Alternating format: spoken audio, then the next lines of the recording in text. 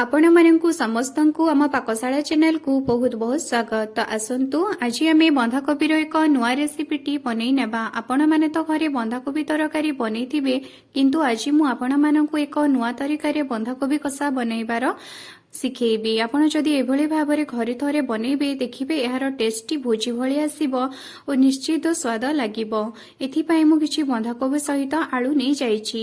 एबे मु बंधाकोबी को दुई फाळ करी काटि देउछि और एहार ऊपर भागर पत्र सबु को अलगा करी देउछि। एबे मु बंधाकोबी को छोट छोट खंड करिकि काटि नेउछि। आपण माने जेते सरू बा छोट करि पारिबे सेते छोट और सरू करिकि बंधाकोबीर पत्र सबु को काटि नेबे, काहेकि ना रांधिबा बेले हमकु सुविधा हेबो और एहा सहजरे सिझि जिवो। बंधाकोबी सबु को मु भल भाबरे छोट छोट खंड करि काटि नेउछि। एबे एहा को धोई देदी मु गोटे पात्र को ट्रांसफर करी देउछि। बंधाकोबी सबु को रखि सारिबा परे एबे मु गोटे बड़ साइज रो आलू नै जाउची और एहा को मध्य छोट छोट खंड करिकि काटि देउची, काहेकि ना एहा को मध्य रांधिबा बेले सुविधा हेबो और एहा सहजरे सिझि जिवो। आपण चाहिले आलू रो चोपा छडै पारिबे, किंतु मु एथिरे आलू रो चोपा को छडै नाही। आलू को भल भाबरे धोई सारिबा परे मु एहा को छोट छोट खंड करिकि काटिकि नै जाइची। एबे आलू और बंधाकोबी को गोटे जगह रे आमे रखि देबा। एबे कोन करिबा ना तीनोटी मीडियम साइज रो पियाज को नहीं जिबा। आपण चाहिले जदि आपनका पाखरे बड़ साइज रो पियाज अछि तो आपण दुईटी मध्य यूज करि पारिबे। मु एथिरे जेहेतु मीडियम साइज रो पियाज नेउछि तेणु मु एथिरे तीनोटी पियाज यूज करूछि। पियाज सब को मु छोट छोट खंड करिकि काटिकि नै जाइछि। एबे मु एथिरे दुईटी छोट छोट साइज रो टमाटो यूज करूछि एवं ए टमाटो को मध्य छोट छोट खंड करिकि काटिकि नै जाइछि। यह सहित मु किछि धनिया पत्र, किछि डालचीनी, किछि अदा रसुण और किछि जीरा और तेजपत्र नहीं जाउछि। एबे मु अदा और रसुण को छेची देई एहार छेचा को नहीं रखिछि। एबे मु गैस ऑन करिकि सेथिरे कड़ाई देई दउछि और ता ऊपरे एबे मु किछि तेल देई देउछि। कड़ाई गरम हेबा परे तेल मध्य गरम हेइ जिवो एवं तेल गरम हेबा परे आमे सेथिरे किछि जीरा को पकेई देबा, ता सहित किछि डालचीनी को पकेई देबा। जीरा फुटी आसीबा परे सेथिरे आमे किछि तेजपत्र को पकेई देबा। तेजपत्र पकेई सारिबा परे आमे जे रसुण और अदा को छेची की रखी दिले से सबु को पकेई देबा। एबे आमे अदा और रसुण को भल भाबरे भाजी नेबा। आपण या को बेसी लाल हेबा पर्यंत मध्य भाजीबे नाही। देखिबे एथिरु जेमिति बास्ना आसीबो और कंचा बास्ना तक मरि जिवो।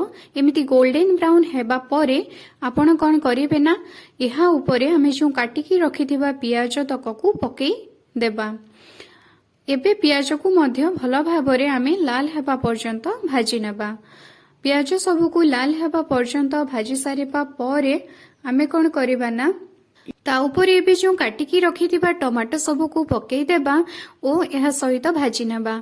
एबे एहा ऊपर आमे किछि हळदी गुंड, किछि धनिया गुंड, ता सहित किछि लंका गुंड को पकेई देबा एवं ए सबु को आमे भल भाबरे कसी नेबा।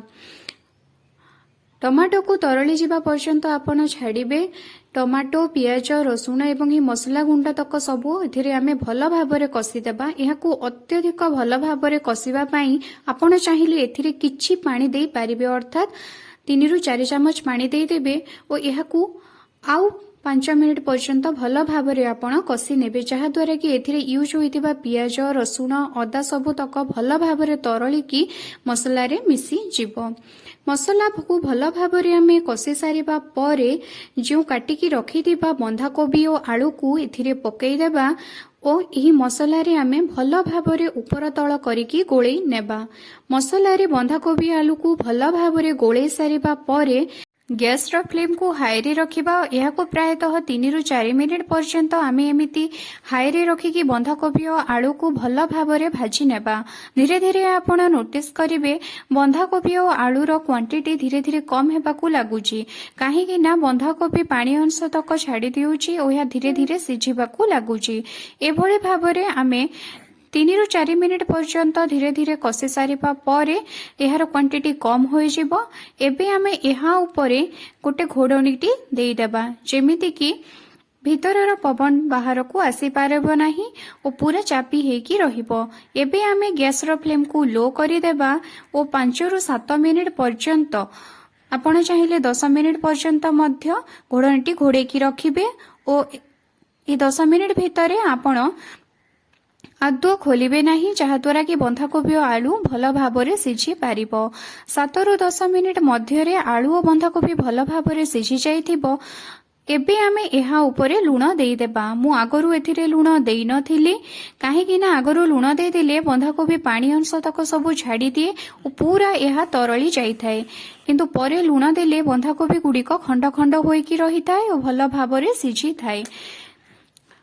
ଲୁଣକୁ ବନ୍ଧାକୋବି ଆଳୁରେ ଭଲ ଭାବରେ ଗୋଳେଇ ଦେବା ଓ ଏବେ ଆମେ ଏହା ଉପରେ କିଛି ଗରମ ମସଲା ଗୁଣ୍ଡ ଦେଇଦେବା। ଆପଣଙ୍କର ଆଳୁ ବନ୍ଧାକୋବି ଯଦି ଟିକେ ଭଲ ଭାବରେ ସିଝି ନାହିଁ, ଆପଣ ଚାହିଁଲେ ଲୁଣ ଦେଇକି ତା ଉପରେ ଘୋଡ଼ଣୀ ଦେଇକି ଆଉ ଟିକେ ସିଝେଇ ପାରିବେ। ଯଦି ସିଝି ଯାଇଛି, ଆପଣ ଗରମ ମସଲା ଗୁଣ୍ଡ ଓ ଧନିଆ ପତ୍ର ଦେଇକି ଏହାକୁ ଗୋଳେଇ ଦିଅନ୍ତୁ। ବାସ୍ ହେଇଗଲା ଆମର ବନ୍ଧାକୋବି ଆଳୁ କଷା। ଏବେ ଏହାକୁ ଆପଣ ଗୋଟେ ପାତ୍ରରେ ସର୍ଭ କରନ୍ତୁ। ଆପଣ ଏହାକୁ ଭାତ କିମ୍ବା ରୁଟି ସହିତ ଖାଇଲେ ଏହାର ଟେଷ୍ଟି ଆହୁରି ବଢ଼ିଆ ଲାଗିବ। ଆପଣ ଘରେ ଥରେ ଏହା ନିଶ୍ଚିତ ଟ୍ରାଏ କରନ୍ତୁ।